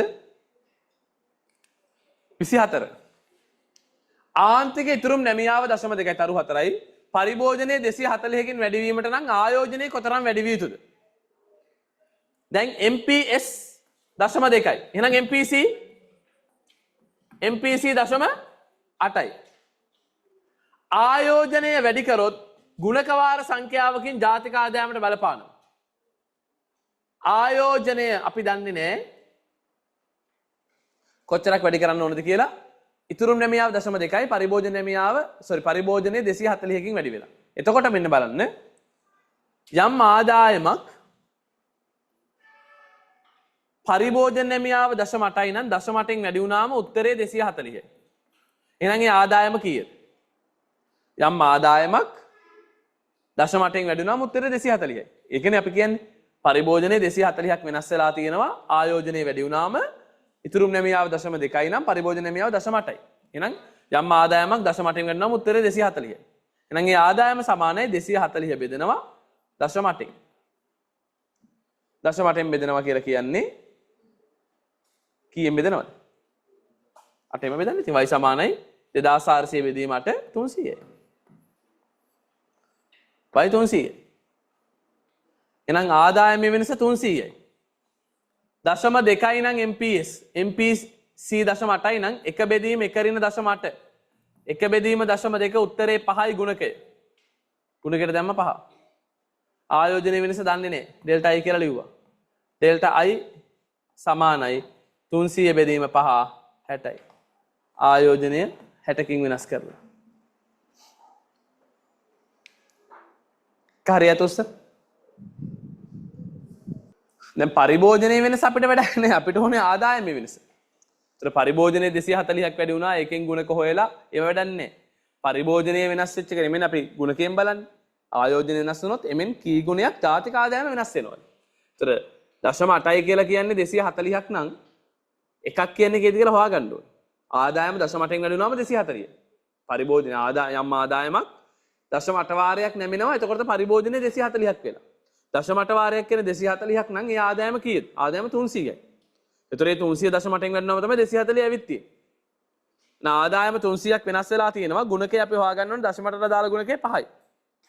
එහෙනම් ආයෝජනයේ වෙනස හොයාගන්න 300 බෙදෙනවා 5න් උත්තරේ 60යි.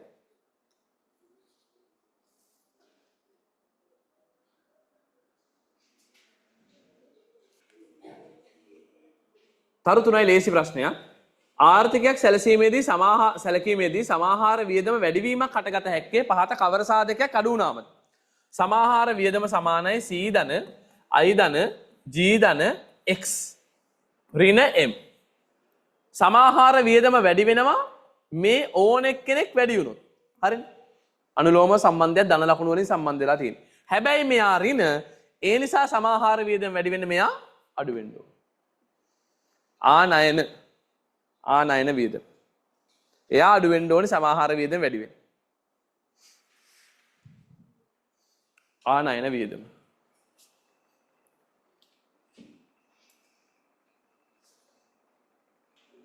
දැන් Tamanට ගෙදර වැඩ කරන්න හිතෙන්නේ නැත්තම් at least ළමයි ඕගොල්ලන්ට දෙන papers වල recordings හරි බලන්න. එහෙම නැත්තම් දැන් ඕගොල්ලන්ගේ seminar නවේ වීඩියෝ අප්ලෝඩ් කරලා තියෙනවා පැය 4යි පැය 5යි ඒවා ආයවතාවක් බලන්න. Tamanට ගෙදර ඉඳලා වැඩක් කරන්න හිතෙන්නේ නැහැ කියන්නේ. පාඩම් කරන්න හිතෙන්නේ නැහැ. එහෙම වෙන කට්ටිය ඉන්නවා. තාම හිතෙන්නේ නැහැ. පොත ගත්තර වැඩි වෙලාවක් එක කෙරෙන්නේ නැහැ. පහු ඊයේ පෙරේදත් ඒක නිකන් මග ඇරි ගියා. බොරුවට එහෙම මෙහෙම බැලුවා විතරයි. සමහර අය නෝ උදේට පටන් ගත්තම රෑ 8 වෙනකම්ම කරන්න පුළුවන් කට්ටිය. යාළුවට එමේ මම මේ කියන්නේ. Taman ගත්තර තාම ඇගට Tamanගේ එක ඇවිත් නැහැ. අන්න ඒ කට්ටිය ටයිම් එක වේස්ට් කරන්න එපා. ඒ අය අර එක්ක මේ තමන්ගේ ලෙවල් එකත් එක තීරණය කරන්න. එක්ක තමන් පරණ දැන් මන් දෙන පේපර්ස් සවුන්ඩට ඒව බලන්න පටන් ගන්න. ඒව බලන්න. එකක් ඒ කියන්නේ ඒක තමයි ටාගට් එකක් නේ. එක පේපරයක් කරන්න බැරි වුණත් කමක් නැහැ බලනවා. අඩුම ගානේ මම පැය දෙකම රෙකෝඩින් එක හරි බලලා ලියා ගන්නවා. තමන්ට පාඩම් කරන්න හිතෙන්නේ නැත්තම් විශේෂයෙන් මම මේ කියන්නේ. එහෙම නැත්නම් අඩුම ගානේ මං ආයේ පරණ සෙමිනාර් ටික සේරම ආයේ මම බලනවා. එහෙම ටික ටික කරන් යද්දි දැන් අර ඔයා මිහි ඉඳලා පැය ගණන් ඉඳලා ඒ ගැම්ම ගෙදර නැත්තම් නොකර ඉන්න එපා. මොනවා හරි කරන්න. එක්ක පාස් පේපර්ස් ටික හරි කරන්න. එක්ක අඩුම ගානේ අර සෙමිනාර් රෙකෝඩින් ටික ආයෙ හරි බලන්න. එහෙම කරන්න. මුකුත් නොකර හිටියොත් මුකුත්ම නැහැ. ඔයාට තනියම වැඩක් කරන්න තරම් ඇඟට මොරාල් එකක් නැත්තම් අඩුම ගානේ මම මේ කියපු ඔප්ෂන් දෙක හරි පාවිච්චි කරන්න. එක්ක සෙමිනාර් රෙකෝඩින් බලන්න ආයෙ. පැය 5යි 6යි තියෙන්නේ. ඒවා ආයෙ බලලා ආයෙ කරන්න. එහෙම නැත්තම් මන් දෙන පේපර්ස් ටික හරි බලන්න. මට ඒක දැන් මේ ඉන්නේ මං හිතුන වෙලාවට කරනවා. එහෙම ඉන්න එපා. ඉන්න තරම් දවසක් අපිට නෑ අංජලා. තේරෙනවද? අපි කොහොම හරි පුළුවන් තරම් දෙයක් කරගන්න ඕනේ. නිකන් නම් ඉඳලා අන්තිමට විභාගයට දවස් දෙකක් තියෙනවා මන්ට ඒ ටික කරගන්න බැරි වුණා. ඒ කාලේ මට වැඩ කරන්න හිතුන්නේ නෑසේ කියලා වැඩක් නෑ. එක දවසක්වත් මිස් කරගන්න බෑ. හිතෙන්නේ නැත්නම් මං කියපු ඔප්ෂන් දෙක එකක් හරි පාවිච්චි කරන්න. හරි. 26 තරු 3 ලේසි ප්‍රශ්නයක්. ඔන්න දැන් අපි 13 වසරට ආවා. විනිමය මාධ්‍යයක් ලෙස ක්‍රියාත්මක වන නමුත් වටිනාකමේ සම්නිධියක් ලෙස ක්‍රියාත්මක නොවන හුවමාරු මාධ්‍යයක් තිබේ. එවැනි සියල්ල හැදින්වීමට උචිත යෙදවුම මොකක්ද? විනිමය මාධ්‍යයක් හැබැයි හුවමාරු වටිනාකමේ සම්නිධියක් ලෙස ක්‍රියාත්මක නොවන හුවමාරු මාධ්‍යයක්. විනිමය මාධ්‍යයක් ඒ කියන්නේ ගණන් වලට පාවිච්චි කරන්න පුළුවන්. හැබැයි ධනෙ රැස් කරන්න බෑ. ආදේශන මුදල් ආදේශකය. අංක 2. ඒක හරියට උස්සන්න. ඒකත් වැරදි නම් ඉතින් ඇත්තටම කනගාටු වෙන්න වෙනවා ගොඩාක්. තරු 4යි ආර්ථිකයක් තුළ සාමාන්‍ය පොදු මිල මට්ටම අඛණ්ඩව පහළ වැටෙමින් තියෙනවා නම් මින් කුමක් නිවැරදිද? පොදු මිල මට්ටම අඩු වෙනවා. ළමයි මිල මට්ටම අඩු වෙනවා කියන්නේ මොකද්ද? අවදමනයක්. ඒ වෙලාවේ උද්දමන වේගය ඍණ. මේ මිල මට්ටම වැඩි වෙනවා නම් උද්දමනය ධන. මිල මට්ටම හෙමින් වැඩි වෙනවා නම් උද්දමනය ධන හැබැයි අගය අඩු වෙනවා. මිල මට්ටම හෙමින් වැඩි වෙනවා නම් උද්දමනය ධන හැබැයි ඉලක්කම අඩු වෙනවා. උදාහරණයක් 10 8 5 4 වගේ. මිල මට්ටම හිමින් වැඩි වෙනවා නම් උද්දමන වේගය අඩු වෙනවා. හැබැයි ධන. උද්දමනයේ ධන හැබැයි අනුපාතය අඩු වෙනවා. උද්දමනයේ ධන හැබැයි අනුපාතය අඩු වෙනවා. මිල මට්ටම හිමින් වැඩි වෙයි. වැඩි වෙන්නේ හිමින්. කලින් තරම් වේගයෙන් වැඩි වෙන්නේ. ඒතර උද්දමනයේ ධන හැබැයි අනුපාතය අඩු වෙනවා. 10 8 5 4 කීකේ අඩු වෙනවා.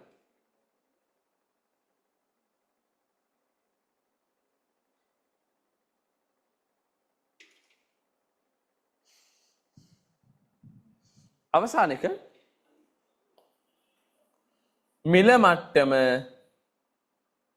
අඩු වෙනවා නම් උද්දමනය ඍණ. මිල මට්ටම අඩු වෙනවා නම් උද්දමනය ඍණ.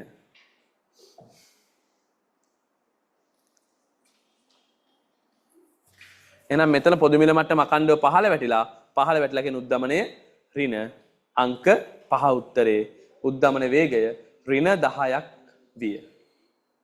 ඒක හරියට උස්සන්න. හොඳයි. වාණිජ බැංකු පද්ධතිය එක් වාණිජ බැංකුවක රුපියල් 50,000ක මුදලක් තැන්පත් කළ බව සිතන්න. ව්‍යවස්ථාපිත අනුපාතයේ 20%ක් නම් එම තැන්පතුවේ ප්‍රතිඵලයක් ලෙස බැංකුවට මැවිය හැකි උපරිම ණය ප්‍රමාණය. අපෙන් අහන උපරිම ණය. බැංකුවට ණය එහෙනම් තනි බැංකුවකට සපයන්න පුළුවන් ණය සමානයි අධිසංචිතය. අධිසංචිතය සමානයි සැබෑ සංචිතය ඍණ ව්‍යවස්ථාපිත සංචිතය. සැබෑ සංචිතය දැන් තැන්පත් කරා 50,000 කියන සැබෑ සංචිතය 50,000 කියලා ආච්චු වෙනවනේ. අඩු කිරීම ව්‍යවස්ථාපිතය හොයන්නේ තැන්පතුව 50,000ට 100ට 20ක්. 50,000 ඍණ 50,000 100ට 20ක් කියලා කියන්නේ 10,000යි. උත්තරේ කීයද? 40,000යි.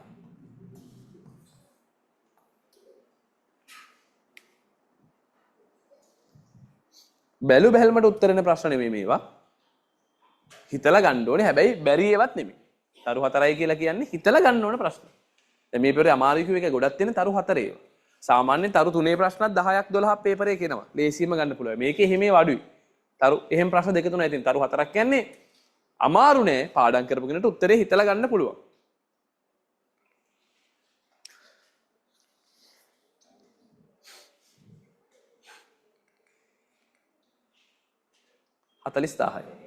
තරු 4යි ආයමත් සලකා බලන ආර්ථිකයක ජාතික ආදායම පූර්ණ සේවා නියුක්ත මට්ටමේ ඇතැයි උපකල්පනය කරන්න. එහි පවතින පොලි අනුපාතය වැඩි කරොත් පොලිය වැඩි කරොත් ණය ගැනීම අඩු වෙනවා. එතකොට පොලිය වැඩි කරොත් ආයෝජනයත් අඩු වෙනවා. ආයෝජනය අඩු වෙනවා නම් සමහර ඉල්ලුමත් අඩු වෙනවා. ඉල්ලුම අඩු වෙද්දී භාණ්ඩ මිලත් අඩු වෙනවා. ඒ කියන්නේ අවදමනයක් ඇති වෙනවා. භාණ්ඩ මිල අඩු වෙනකොට අපි කියනවා අවදමනයක් ඇති වෙනවා. භාණ්ඩ මිල පහළ යාම අවදමනය. ඒක හරියට උස්සන්න. හොඳයි. වැරදිද? කීයද ගහුවේ? දෙකෙන් උත්තරේ. 1. ආයෝජනේ වැඩි වෙන්නේ නැහැ. පොලිය වැඩි වෙද්දි කොහොමද අපි ණය ගන්න? පොලිය වැඩි වෙද්දි ආයෝජනේ පහළ වැටෙනවා. ණය ආරන්නේ අපි ආයෝජනය කරන්න බොහෝ වෙලාවට. හොද්දට හිතන්න සම්බන්ධ හැම පැත්තකින්ම හිතන්න. රටක් වුණත් ඉස්සරහට යන්නේ පොලිය අඩු කරොත්. මේවට කියන soft dismissal. ඒ කියන්නේ කිසිම උවමනාවකින් වරද්දන්න ඕනේව නෙමෙයි මේ. අපේ කොට කියන්නේ නොදැනුවත්කම නෙමෙයි නොසැලකිලිමත්කම. තව තර්ක කරන්න තිබ්බ ඔයාලට. මේ පැත්තෙන් හිතලා ගන්න උත්තරයක් ගන්න. 30 තරු 4යි රජයේ මහා බැංකුවෙන් ණය සපයා ගැනීමේදී නව මුදල් නෝට්ටු මුද්‍රණයක් සිදු වී තිබේ. ආණ්ඩුවට ණය ඕනි. මහා බැංකුවේ ණය දෙද්දී ඔන්න අලුතෙන් සල්ලි මුද්‍රණය කරලා. එම මුදල් තොගය මේ වන විට රාජ්‍ය භාණ්ඩාගාරය තුළ රඳවාගෙන තිබේ. රජයේ භාණ්ඩාගාරය ඇතුළේ තියෙනවා. අපෙන් අහනවා මුදල් සැපීම සංකෝචනය වෙනවද ප්‍රසාරණය වෙනවද කියලා. සංකෝචනයක්වත් ප්‍රසාරණයක්වත් වෙන්නේ නැහැ. මොකද භාණ්ඩාගාරයේ රඳවගෙන තියෙනවා විතරයි. ආණ්ඩුව වියදම් කළොත් තමයි මුදල් සැපයීම ප්‍රසාරණය වෙන්නේ. ආණ්ඩුව මෙම මුදල් රාජ්‍ය සේවක වැටුප් ගෙවීමට හෝ සංක්‍රාම ලබා දීමට වැනි දෙයකට වියදම් කළහොත් මුදල් සැපයීම වැඩි වේ. භාණ්ඩාගාර තිබ්බට මුකුත් වෙන්නේ නැහැ. ආණ්ඩුව මෙම මුදල් රාජ්‍ය සේවක වැටුප් ගෙවීමට හෝ සංක්‍රාම ගෙවීමට වියදම් කළහොත් පමණක් මුදල් සැපයීම වැඩි වේ. මිනිස්සුන්ගේ අතර සල්ලි ගියොත් විතරයි මුදල් සැපයීම වැඩි වෙන්නේ.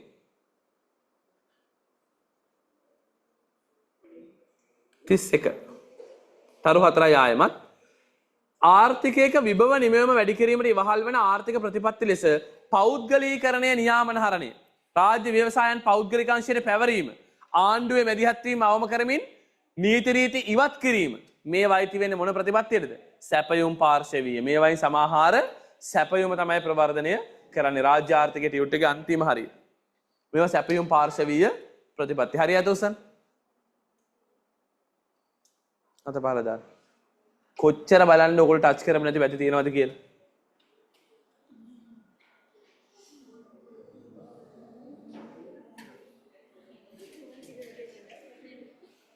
ඊළඟ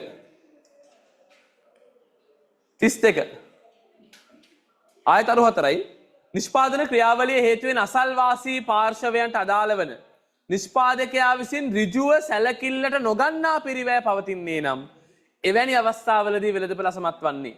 අසල්වාසීන්ට අදාළ වන නිෂ්පාදකයා විසින් ඍජුව සැලකිල්ලට නොගන්නා පිරිවැය. ඒ කියන්නේ මොන පිරිවැයද මේ තියෙන්නේ? බාහිර පිරිවැය. නිෂ්පාදන ක්‍රියාවලිය නිසා ඇතිවන. එහෙනම් නිෂ්පාදනයේ මොන බාහිරතාවද? ඍණ බාහිරතාව. ඍණ කියන්නේ හොඳ ඒවාද නරක ඒවාද? නරක ඒවා. නරක දේවල් ලෝකේ වැඩිද අඩුයිද? වැඩි. එහෙනම් මේවා අධි නිෂ්පාදනයක් වැඩියෙන් තියෙන්නේ. ඒ නිසා වෙළඳපොළ අසමත් වෙනවා.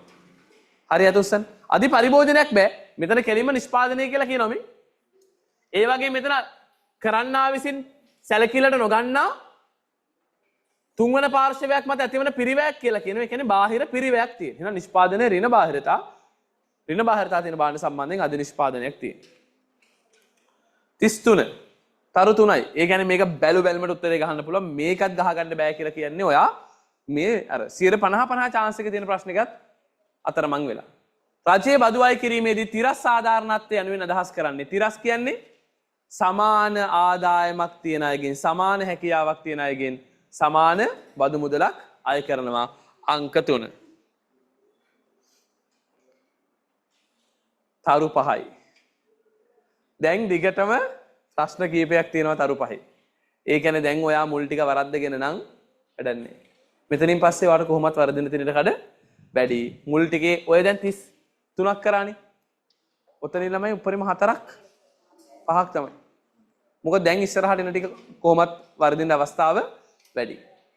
2025 වර්ෂයේ වන විට ශ්‍රී ලංකාව ද්විපාර්ශවීය බහුපාර්ශවීය හා ජාත්‍යන්තර ස්වෛරීත්ව බැදුම්කර හිමියන් සමග මේ අවුරුද්දේ මතක තියාගන්න රාජ්‍ය ණය ප්‍රතිව්‍යුහගත කරණයෙන් අනිවාර්යෙන් ප්‍රශ්නයක් තියෙනවාමයි. ආයෙ තිබ්බ නැත්නම් වැඩකුත් නෑ. මේ අවුරුද්ද අනිවාර්යෙන් තියෙනවා. දුන්න නෝට් එකක් තියෙනවා. ඒ නෝට් එක හොඳට බලා ගන්න. රාජ්‍ය ණය ප්‍රතිව්‍යුහගත ඕවාදී අපි හම්බෙනවා. අපි හම්බෙලා ඕවා ගැන කතා කරනවා.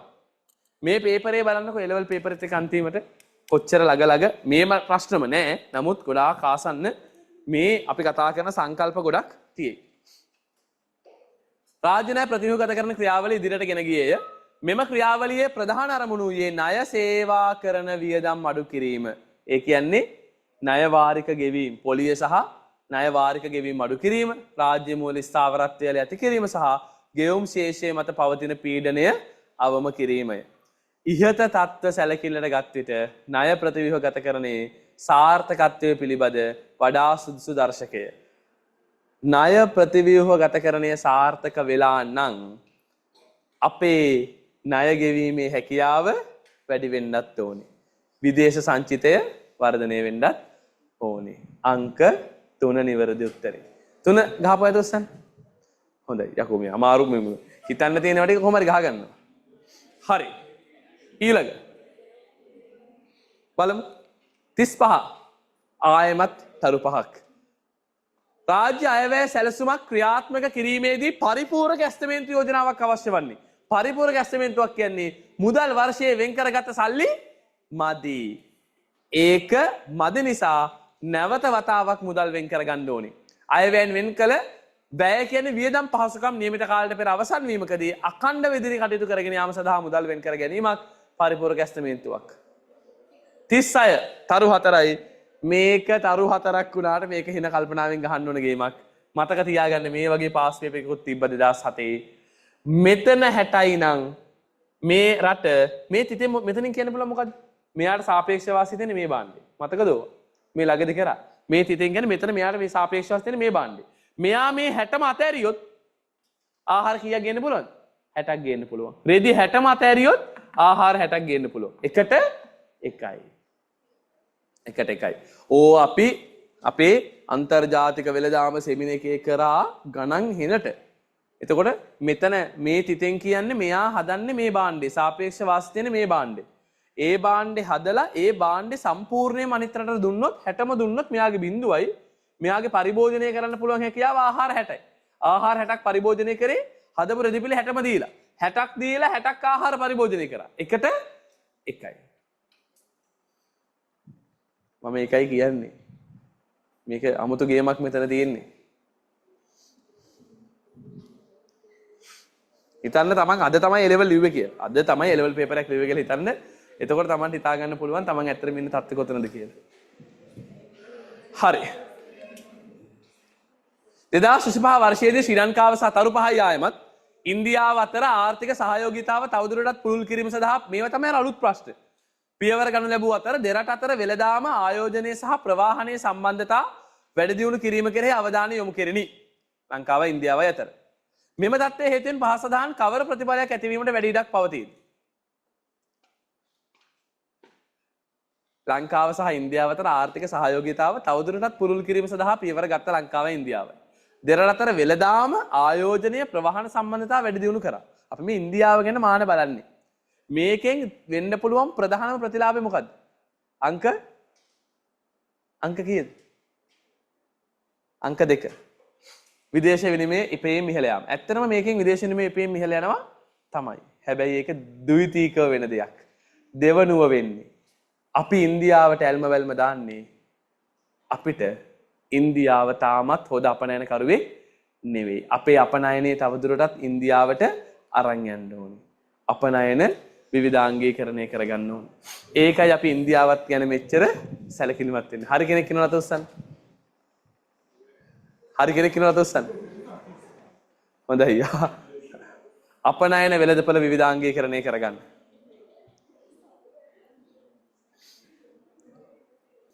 අනිත් මොන දෙයකින් සම්බන්ධතාව නැතුණත් අපි මේ ඉන්දියාවත් එක්ක සම්බන්ධයක් හදාගන්නෙම අපේ අපනයන ටික ඉන්දියාව පැත්තට අරන් යන්න ඕනේ හින්දා. 38 ශ්‍රී ලංකාවේ අර්ථාපල් නිෂ්පාදකින් තරු 4යි ආනයනික විදේශ අර්ථාපල් සමග තරග කිරීමේදී ආරක්ෂණයක් ලබා දීමට රජයට යොදාගත හැකි වඩාත්ම සඵල ක්‍රියාමාර්ගය. නිකන් ටැක්ස් එකක් ගහලා වැඩක් නෑ. අපි සෙමින එකේ කතා කරා නාමික ආරක්ෂණයක් දීලා වැඩක් නෑ. දෙනවා නම් එකතු කලාගේ වැඩි වෙන්න පුළුවන් ආරක්ෂණයක් දෙන්න. ඒ කියන්නේ දේශීය අර්ථාපල් නිෂ්පාදනයට අවශ්‍ය යෙදෝම් වල බදු අයින් කරන්න. එතකොට එකතු කලාගේ වැඩි වෙනවා. රටින් ගේන අර්ථාපල් වල ටැක්ස් එක වැඩි කරන්න. අපි එදා කිව්වා රටින් ගේන බඩු වල ටැක්ස් එකක් ගහන්න ලංකාවේ ඒ භාණ්ඩේ හදනවා නම් ඒකේ යෙදෝම් වලට ටැක්ස් ගහන්න එපා කියලා. උත්තරය අංක 4. ඒක හරියට උස්සන්න. හොඳයි.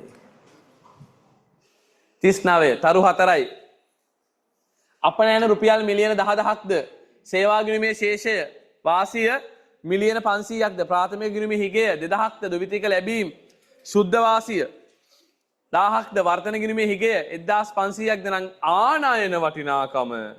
හරි. වර්තන ගිණුමේ ශේෂය කියන්නේ ජංගම ගිණුම. ජංගම ගිණුම හිගය ඍණ 1500ක් තියෙන.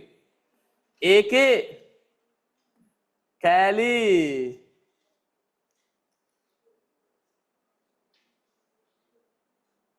එතන බාණ්ඩ අපනයන තමයි අපිට ගන්න වෙන්නේ. 4යි ද්විතීක ආදායම් ලැබීම් වාසිය 1000යි. ඊළඟට ප්‍රාථමික ආදායම් හිගය 2000යි. මේ ද්විතීක ආදායම් මේ ප්‍රාථමික ආදායම් මේක සේවා ගිණුම මේක බාණ්ඩ ගිණුම. එතකොට සේවා ගිණුමේ සුද්ධ වාසිය 500. 1000යි 500 1500යි එකෙන් 2000ක් ගියාම මේ ටික එනවා ඍණ 500ක්. එහෙනම් බාණ්ඩ ගිණුම ඍණ 1000යි. ඍණ 1000යි බාණ්ඩ ගිණුමේ ශේෂය. ඒ ශේෂය ගන්න අපනයන ඍණ ආනයන උත්තරේ ඍණ 1000යි. අපනයන 10,000යි. එහෙනම් ආනයන කීයද? 11000යි. ආනයන 11000යි. එතන භාණ්ඩ ආනයන කියලා හදන්න. නිකන් ආනයන ගන්න බා භාණ්ඩ. අපනයනත් භාණ්ඩ.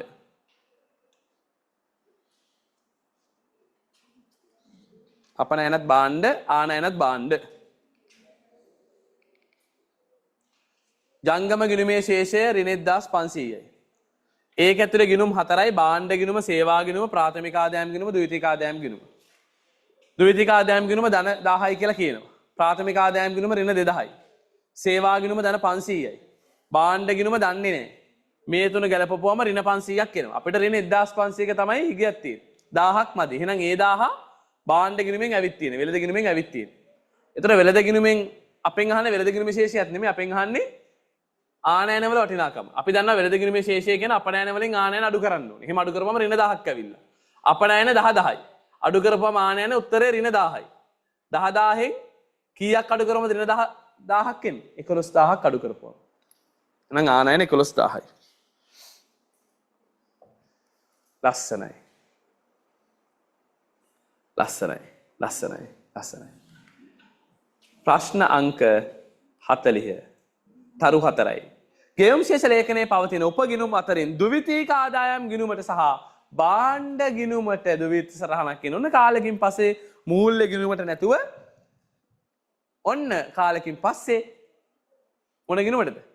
ද්විතීක ආදායම් ගිණුමටයි භාණ්ඩ ගිණුමටයි ජංගම ගිණුමට ගැළපිලි දෙකක්ම ඇවිල්ලා. අපි ගොඩක් කතා කරපු ගැළපිලි කොහොමද ආවේ?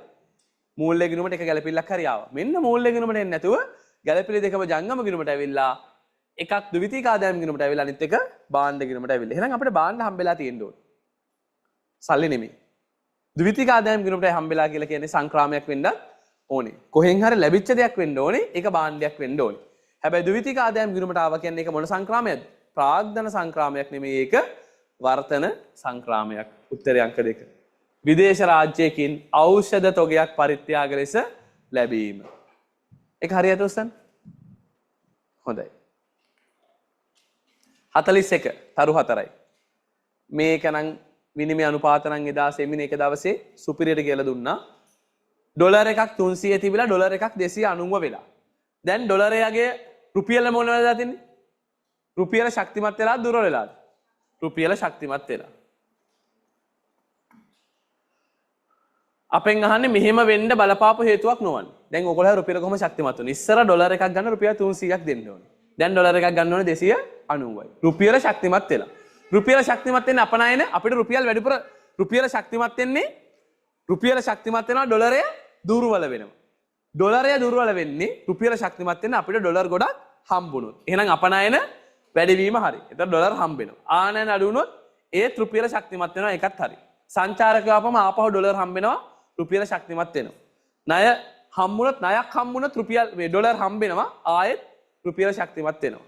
හැබැයි ණය වාරික ගෙවුවොත් අපෙන් ඩොලර් යනවා ඩොලර් ගියොත් රුපියල ශක්තිමත් වෙන්නේ නැහැ රුපියල දුර්වල වෙනවා. අපි මේවා ගොඩක් ලස්සනට කතා කරා. අංක 5. තරු 5යි. තරු 5යි. තරු 5යි. මේක නම් ඉතින් ඕකොල්ලන්ට ඉතින් කොහෙන්වත් හොයාගන්න බෑ. මේවට කියන්නේ අපි වාසනාවේ ප්‍රශ්න. මොකද අන්තර්ජාතික මූල්‍ය අරමුදල දල මූල්‍යන අවශ්‍යතාවය කියන්නේ ඉදිරියේදී ණය ගෙවීමේ හැකියාවට කොච්චර මට්ටමක තියාගන්න ඕනේ දල දේශ නිෂ්පාදනයේ ප්‍රතිශතයක් විදිහට කියන එක. ඉදිරියේදී කොච්චර හොඳට ණය ගෙවන්න පුළුවන්ද කියන එක දල මූල්‍යන අවශ්‍යතාවයෙන් පෙන්නන්නේ. ණය ගෙවන්න කොච්චරක් සල්ලි ළඟ තියාගන්නවද කියන එක. ඉතින් ඒකට කොච්චර ප්‍රතිශතයක් තියාගන්න ඕනේද කියන එක ඇත්තටම ඔයාලට අදහසක් තියෙන්න බෑ ඇත්තටම. ඒවා වාසනාත්මක තීරණය වෙන සමහර ප්‍රශ්න තියෙනවා. ඒ නිසා ඔයාලට වාසනාව තියෙනවද කියලා හිතා ගන්න පුළුවන්. මම ඔයාලට පොඩි ඉගියක් දෙන්නම්. ගොඩක් වෙලාවට මේවල අඩු උත්තරේවත් වැඩි උත්තරේවත් එන්න තියෙන ඉඩකඩ ගොඩක් අඩුයි. මැද උත්තරයක් තමයි එන්නේ. 113කට හරි අය ඉන්න නතොස්සන්. ඉතා වාසනාවන්තයි. ඉතා වාසනාවන්තයි. ඉතා වාසනාවන්තයි. මධ්‍යම රජයේ වාර්ෂික දල මූල්‍යන අවශ්‍යතාවයේ දදේනීගෙන් 113කට වඩා අඩු මට්ටමක පවත්වා ගත යුතුයි. ගොඩාක් වාසනාවන්තයි. දැන් බබාලගේ හරියට උස්සන්න බං. කවුද ලකී ශාන්ලා කියලා බලන්න.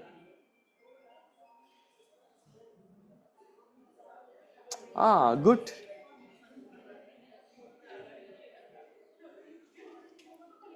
ඊළඟ 43 තරු 4යි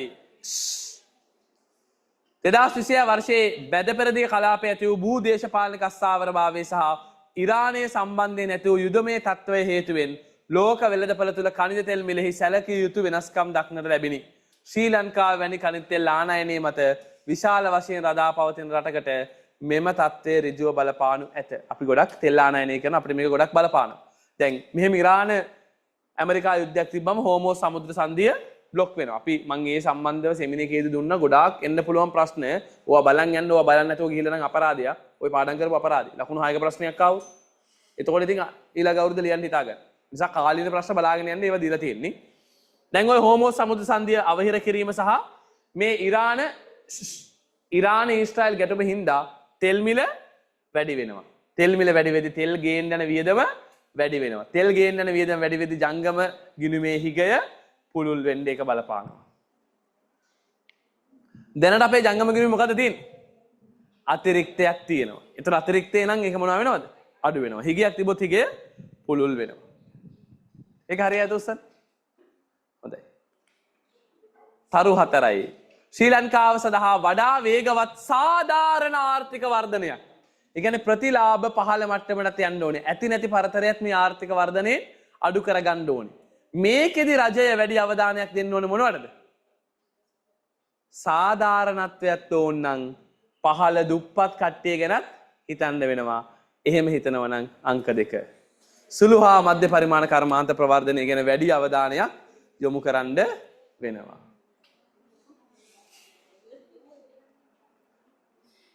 හරිද? හොඳයි යා. කනාගහ අපිවත් හරි ගිහිල්ලා. සංවර්ධන මිනුම් කිරීමේදී යොදා ගන්නා දර්ශක අතර ප්‍රධාන ආකාර දෙකක් ඇත. එනම් ආංශික එක අංශයක් විතරක් පේන ඒවා සහ සංයුක්ත අංශ කීපයක් එකතු කරලා සංවර්ධනයේමයි නේවා. දැන් සමහර ඒවා තියෙනවා ආදායම් පැත්ත විතරයි බලන්නේ. සමහර ඒවා තියෙනවා සෞඛ්‍ය පැත්ත විතරයි බලන්නේ. ඒවා ආංශිකයි. අපිට කියන ආංශිකයි කියලා. සංයුක්ත කියන්නේ අංශ කීපයක් එකතු කරලා සංවර්ධනයේමයි නෝ. එහෙම දර්ශකය මොකද්ද? මානව සංවර්ධන දර්ශකය. මානව සංවර්ධන දර්ශකය. 46 තරු 3යි මේක වැරදි නම් හුදකලා වෙන්න. හරිද? දරිද්‍රතාවයේ වඩාත් ප්‍රබල කරමින් දිලිඳුකම ඇති කිරීමට හේතු වන විහීනතාවයක් ලෙස සැලකිය නොහැක්කේ. මතකද කිව්වා දරිද්‍රතාවයේ කායික දුබලකම, හුදකලා වීම, බල රහිතකම එන්නේ නැත්තේ මොකද්ද? අර දරිද්‍රතාවයේ පටන් ගද්දිම රවුමක් තියෙන ඊතල දාලා එන්නේ නැත්තේ මොකද්ද? දේශපාලන අස්ථාවර බව. හුදකලා වෙන්න වෙයිද? අरे අප්පා කඩවලේ මොකද්ද ගැහුවේ? පහ බල රහිත බව. බත් කන කවු. හරි. 47 තරු 4යි සදහඩයි. තරු 4යි සදහඩයි. පරිභෝජන දරිද්‍රතාවය යනු අවම ජීවන තත්ත්වයක් සඳහා අවශ්‍ය කරන කැලරි ප්‍රමාණයවත් නෑ. ඒ කියන්නේ පෝෂණ මට්ටමවත් නෑ. පෝෂණ මට්ටම නෑ. පෝෂණ මට්ටම නෑ. 48 තරු 3යි ලේසි එකක්ද? ශ්‍රී ලංකා 2024 වර්ෂයේ සිට ශ්‍රී ලංකාවේ ආර්ථිකය නැවත වර්ධන මාර්ගයකට පිවිසුණු අතර ඔන්න ආයෙත් අපි ආර්ථික වර්ධනයකට ඇවිල්ලා සංචාරක ආදායම ඉහළ ගිහිල්ලා උද්දමනය අඩු වෙලා විදේශ සංචිත වැඩි වෙලා කෙසේ වෙතත් ආර්ථික විද්‍යාඥයින් පවසන්නේ දිගු කාලීන ආර්ථික වර්ධනයක් සඳහා මේක ප්‍රමාණවත් නෑ. දිගු කාලීන ආර්ථික වර්ධනයකට නම් නිෂ්පාදන ධාරිතාව වැඩි කරගන්න ඕනේ අංක 2. ප්‍රශ්න අංක 49 තරු 4යි නුබනිහඩයි. අදෘශ්‍ය ඌන සේවා නියුක්තියක් යනු මොකද්ද? අංක 2 නිපුණතා මට්ටමට වඩා අඩු මට්ටමක රැකියාවක නිරත වෙනවා. අංක 50 තරු 4යි. 2025 වර්ෂයේදී ශ්‍රී ලංකාවේ උද්දමන අනුපාතිකය පහළ ගියද ඇතැම් පවුල්වල ජීවන තත්ත්වයේ සැලකිය යුතු දියුණුවක් දක්නට නොලැබිනි. විශේෂයෙන්ම අඩු ආදායම් ලාභී කණ්ඩායම් තවදුරටත් ආහාර සෞඛ්‍ය අධ්‍යාපන වේදම් සම්බන්ධයෙන් දුෂ්කරතාවලට මුහුණ දෙනි. රටේ ආර්ථිකය වර්ධනය වුණාට පහළ මට්ටම තාම ඒ ප්‍රතිලාභ ගිහිල්ලා නෑ. ඒ කියන්නේ සැමට ප්‍රතිලාභ ලැබිලා නෑ. දරිද්‍රතාවයේ ප්‍රතිලාභ සමානව බෙදිලා ගිහිල්ලා නෑ. දිලිඳුකම තාමත් දකින්න තියෙනවා. එහෙනම් බොහොම ස්තුතියි. අපි හෙට හම්බෙනවා හවස සෙකන්ඩ් පේපරෙත් එක්ක. හොඳට ලෑස්ති වෙලා ඉන්න සෙකන්ඩ් පේපරේට. හරිද? එහෙම අමාරු නෙමෙයි. හොඳට ලෑස්ති වෙලා ඉන්න. හරි. බොහොම ස්තුතියි. එහෙනම් ඔන්ලයින් බබාලා ඔයගොල්ලන්ටත් ලියන්න පුළුවන්. ආයුබෝවන්.